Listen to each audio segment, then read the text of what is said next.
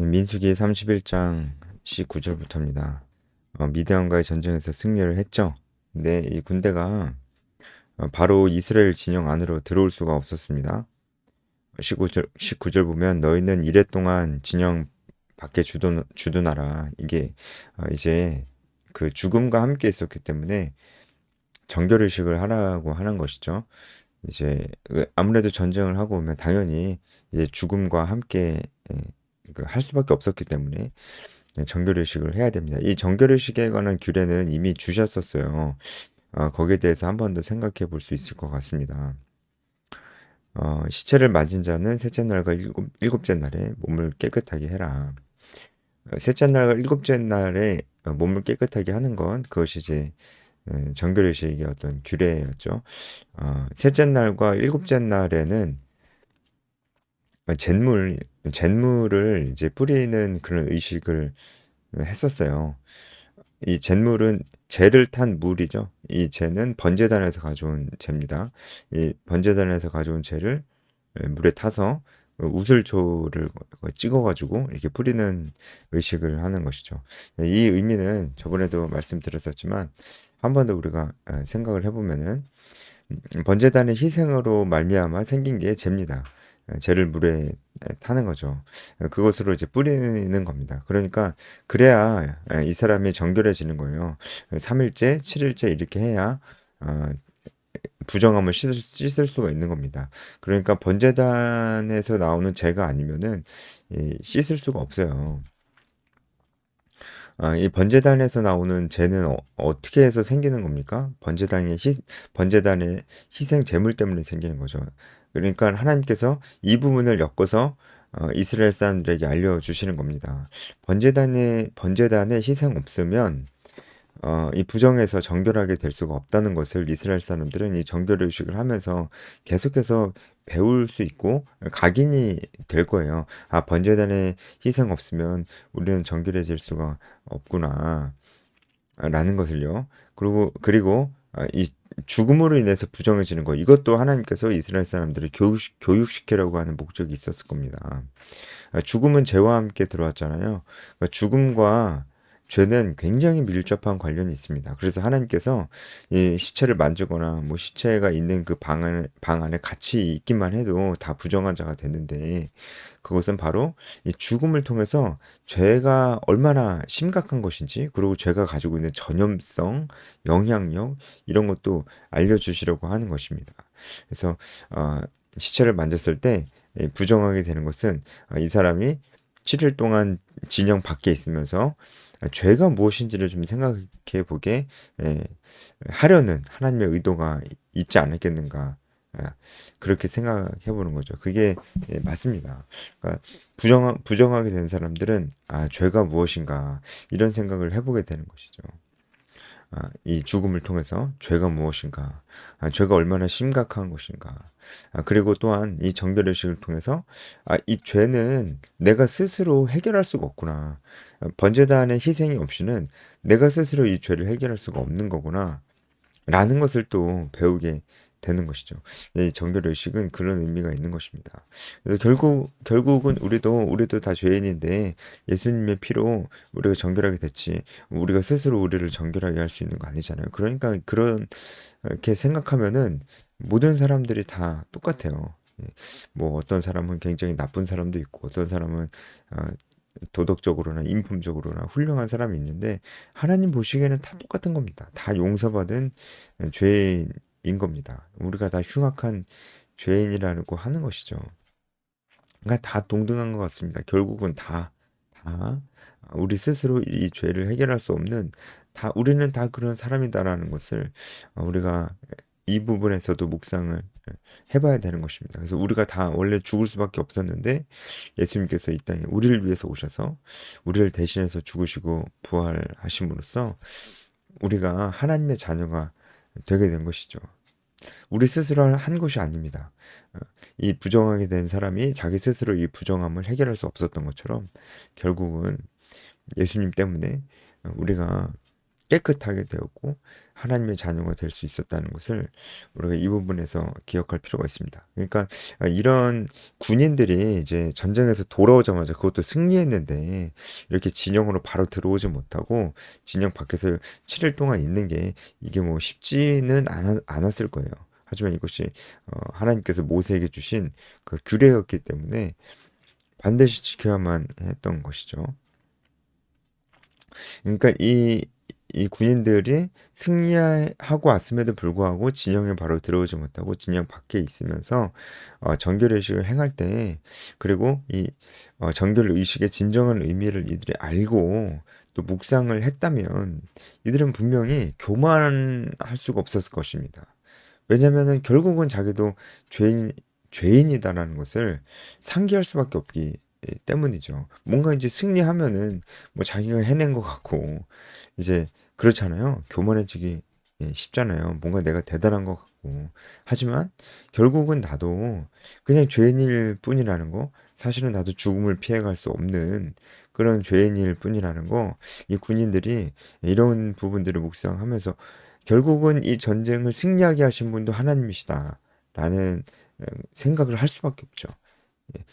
그래서 이 전쟁에서 이기고 와도 7일 동안 들어오지 못하고 정결 의식을 할 때 이들이 이렇게 죄의 의미와 또 승리하게 하신 하나님에 대해서 생각하게끔 하시라고 하는 것이죠. 그런 생각을 했다면은 정말 이들이 그 의미 있는 시간들을 그 정결 의식 한동안 이제 보낸 것입니다. 그리고 이 정결의식이 끝난 다음에 7일째 옷까지 빨아야 완전히 끝나는 겁니다.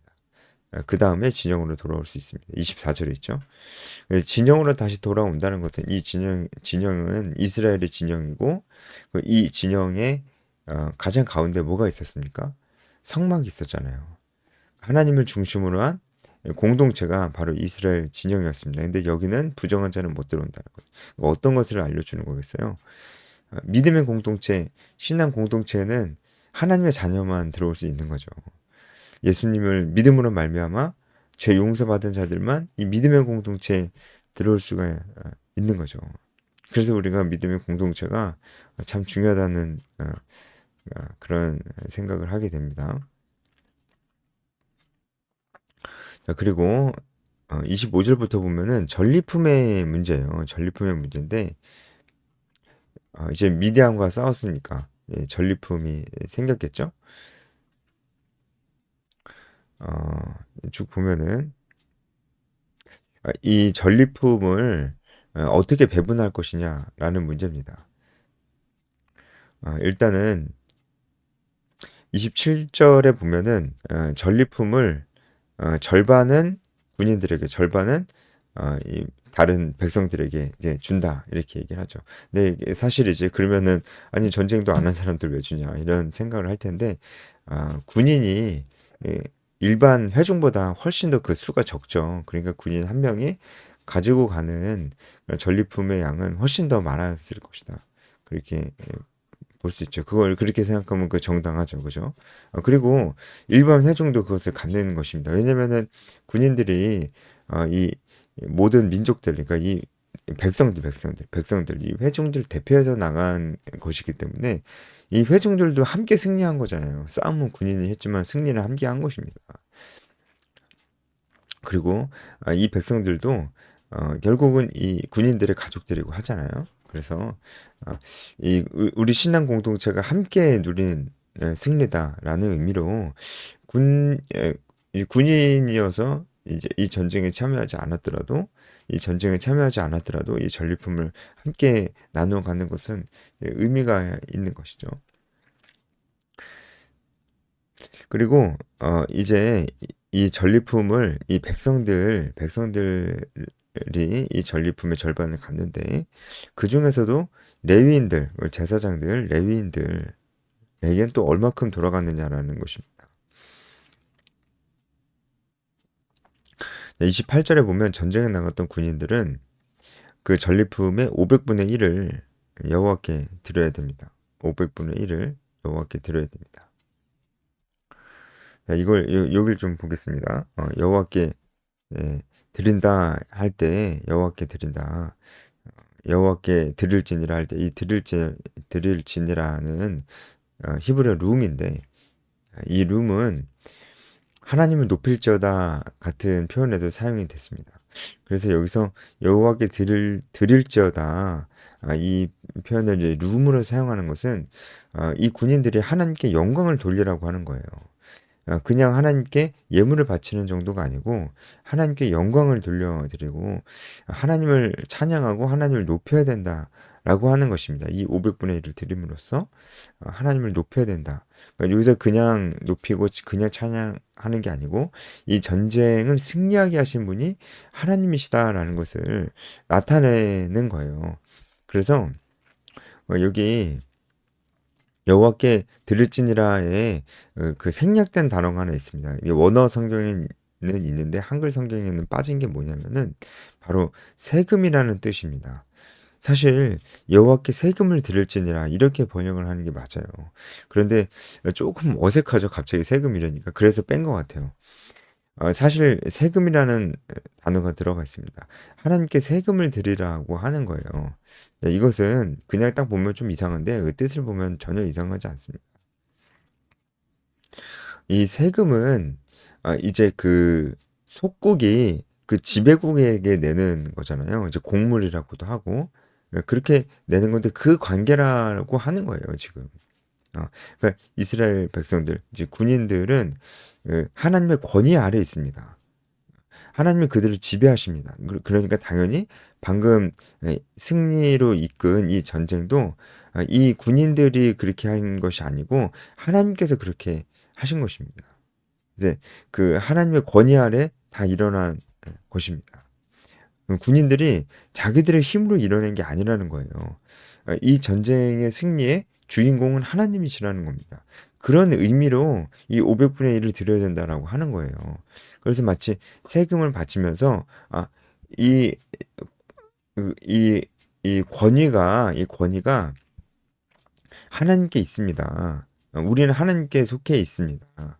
이 전쟁도 하나님께서 승리하게 하신 것입니다. 라는 고백을 하라고 하는 것입니다. 그러니까 이 군인들이 굉장히 교만해질 수 있고 승리하면 더 그렇고 그럴 수 있는데 벌써 정결의식하고 또 이렇게 500분의 1의 예물을 하나님께 드리는데 이런 의미를 드림으로써 교만할 수 없고 하나님이 이 모든 것들을 하셨구나라는 것을 우리가 진정으로 고백할 수가 있는 것입니다. 그리고 이것을 29절에 보면 제사장 엘르아살에게 주라고 합니다. 제사장에게 돌아가는 몫입니다. 이 제사장에게 돌아가는 몫이 있어야죠. 전리품도 제사장에게 돌아가는 몫이 있어야죠. 이 제사장을 잊어서는 안 되죠. 그리고 레위인도 잊어서는 안 되는 것입니다. 그래서 30절에 보면 레위인에게 돌아가는 것이 또 있습니다. 이스라엘 자손이 받은 절반에서는 사람이나 소나 나귀나 양떼나 각종 짐승 50분의 1을 가져다가 여호와의 성막을 맡은 레위인에게 주라. 이렇게 얘기를 하잖아요. 그리고 50분의 1을 레위인에게 주라고 하니까 레위인이 되게 더 많이 가져간 것 같은 그런 느낌이 듭니다. 사실 이제 레위인이 받아가는 게 더 많긴 해요. 그러니까 제사장보다 더 많기는 합니다. 제사장은 한 1000분의 1 정도, 전체 전리품의 한 1000분의 1 정도 받는 것이라고 했을 때, 레위인들은 100분의 1을 받는 것이니까 10배 더 받는 것이 맞습니다. 하지만, 결과적으로는 레위인이 더 적게 받습니다. 개개인으로 봐서는요. 왜냐면, 레위인이 그 수가 제사장보다 훨씬 많기 때문이죠. 그럼에도 불구하고 레위인도 이 전리품을 받는 것입니다. 이것은 전쟁에 나가지 않은 회중들이 그 중에서 이제 드리는 것이죠. 50분의 1을 레위인의 몫으로 이제 드리는 것이죠. 그래서 결국은 이 전리품이 제사장과 레위인들 모두에게도 다 돌아간다는 것입니다. 모두의 승리인 것입니다. 다만 제사장과 레위인을 따로 특별히 언급한 것은 그들은 생업에 종사하지 않고 이렇게 거제로 드려지거나 그 제사장에게 드려지는 그런 것들로 제사를 삼고 하기 때문에 그렇습니다. 그래서 이렇게 특별히 언급을 해서 그들도 전리품을 가질 수 있도록 그렇게 한 것입니다. 네, 그래서 결국은 이것을 받는 제사장이나 레위인들도 결국은 교만할 수가 없는 것이고, 이들이 얼마나 교만해지기 쉬웠겠어요. 이제 제사장도 언제나 이제 굉장히 권위 있는 옷을 입고 그들에게 실제로 권위가 있었고 계속 제사를 집례하고, 레위인도 이스라엘 사람들은 굉장히 두려워하고 긴장하는 그 성막 안에서 예, 이제 봉사를 했기 때문에 교만해지기 쉬운 자리가 또 그 자리입니다. 그런데 이럴 때 결국은 그들이 수고해서 애써서 그 전쟁에 승리해서 받은 그 전리품을 그냥 앉아서 그냥 받는 거잖아요. 그렇죠? 그럴 때 또 이 제사장과 레위인은 얼마나 또 마음이 겸손해졌을까요? 결국 이들은 생업에 종사할 수 없기 때문에 이렇게 백성들이 가져다 주는 것 아니면 살 수가 없는데, 뭐 그럼 뭐 거짓입니까? 그쵸? 뭐 구걸해서 예, 얻을 수는 없잖아요. 그래서 하나님께서 정해주신 규례대로 그대로 가면은 그 규례 때문에 이스라엘 백성들이 그 규례에 순종해서 제사장과 레위인에게 나눠주는 건데, 그것을 받을 때 제사장과 레위인이 절대 이제 교만할 수가 없죠. 어쨌든 이스라엘 백성들이 자기한테 주는 거니까 자기는 늘 가르치는 위치에 있어서 몰랐는데, 결국 자기도 무엇인가를 받으니까 결국은 그들이나 다나 다 똑같구나, 다 똑같은데 역할이 다른 거구나. 역할이 다르지만 나에게 조금 더 책임이 있구나. 그래서 교만하지 말아야 되겠다. 그들이 있어야 나도 있구나. 우리가 다 같은 하나님의 백성, 하나님의 자녀들이구나. 라는 것을 제사장 레위인도 느낄 수밖에 없었다는 것이죠. 이렇게 봤을 때 결국은 이 모든 승리를 가져오신 분이 하나님이시라고 하는 것입니다. 이것을 모든 공동체가 함께 나누고 누리는 것입니다. 그래서 하나님께서 최종적으로 영광을 받게 되는 것입니다. 자, 이 전쟁은 하나의 사명인데, 이 사명을 하나님 앞에서 순종을 하니까 하나님께서 이렇게 승리를 주셨고, 이 기쁨을 모두가 다 같이 누리게 되었어요. 그러면 더 힘을 내서 한 명 한 명이 모두가 다 같이 하나님께서 주신 그 사명을 더 감당하기 위하여 나아갈 수가 있는 것이겠죠. 이거 우리도 똑같습니다.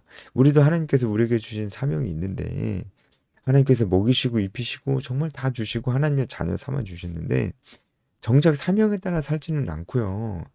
그러니까 정말 그 이웃을 사랑하고 복음을 전하고 제자를 삼고, 정말 그렇게 하는 방법 말고는 진짜로 없는데, 그 삶은 정말 살지 않고 뭐 언제나 핑계가 있잖아요. 그렇죠?